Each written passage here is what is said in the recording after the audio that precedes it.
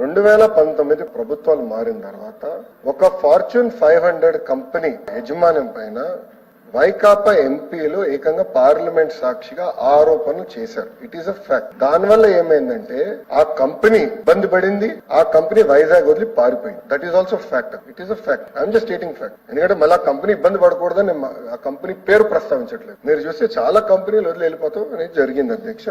ఇప్పుడు 54 కంపెనీలు 41 కంపెనీలు they are already implemented functioning. 11,496 మంది పనిచేస్తున్నారు, పిఎఫ్ కడుతున్నారు. Based on those records we are అధ్యక్ష, మన ప్రభుత్వం తీసుకునే లక్ష్యం ఏంటంటే మీరు రాబోయే రోజుల్లో కొంచెం సంచలన నిర్ణయాలు చూస్తారు. ఎందుకంటే ఈ రోజు కేవలం ఒక హైదరాబాద్ తో మనం పోటీ పడట్లేదు, ఒక జైపూర్ తో పోటీ పడుతున్నాం, ఒక భువనేశ్వర్ తో పోటీ పడుతున్నాం. ఐటీ రంగంలో పెద్ద ఎత్తున పెట్టుబడులు తీసుకొచ్చడానికి పొద్దున కూడా అధికారులతో నేను డిస్కస్ చేశాను. మనం ఈజ్ ఆఫ్ డూయింగ్ బిజినెస్ మీద ఫోకస్ చేయాలి. ఇంకా పెద్ద ఎత్తున కంపెనీలని మనం ప్రోత్సహించాలి, తీసుకురావాల్సిన అవసరం ఉంది. వాళ్ళు ఎటుకో రియల్ ఎస్టేట్ చేయలేరు, వాళ్ళు రేపు అమ్మలేరు. ఇది ఎందుకంటే అమ్మాలంటే మళ్ళీ ప్రభుత్వం దగ్గర రావాలి, అది మనం ఎటుకో ఒప్పుకోం. అదే I'm not worried about that. But మనం కంపెనీలు పెద్ద ఎత్తున ప్రోత్సహించి ఎకనామిక్ యాక్టివిటీ ఒక ఐటీ రంగంలో విశాఖపట్నం కేంద్రంగా చేయాల్సిన అవసరం ఉంది. సో టీసీఎస్ ఆల్రెడీ అనౌన్స్మెంట్స్ అయినాయి. త్వరలోనే మిలేనియం టవర్స్ ఏదైతే గత ప్రభుత్వం ఖాళీ పెట్టిందో ఆ మిలేనియం టవర్స్ లోనే వాళ్ళు వస్తున్నారు అధ్యక్ష. దానికి కొన్ని చిన్న ఇష్యూస్ డీనోటిఫికేషన్ అయిన ఉంటే చేస్తాం జరుగుతుంది. అంతేకాకుండా వాళ్ళకి భూములు కూడా కేటాయించడానికి వాళ్ళు ఒక భూమి కూడా నచ్చింది. అది మేము నెక్స్ట్ ఎస్ఐపిబి అంటే ఒక 15-20 డేస్ లో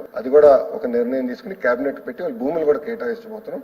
ఇతర కంపెనీలతో కూడా నేను డావోస్ లో కలిసాను, ఇంక్లూడింగ్ కాగ్నిసెంట్ కంపెనీతో కలిసాను అధ్యక్ష. ఒక స్టాండ్ తీసుకున్నాం ప్రభుత్వం పరంగా అనౌన్స్మెంట్ డావోస్ దగ్గర చేయకూడదని. సో తిరిగి వచ్చిన వాళ్ళ బోర్డు మీటింగ్ కూడా మన జరిగింది. త్వరలోనే ఆ అనౌన్స్మెంట్ కూడా విశాఖపట్నానికి మేము చేయబోతున్నాం.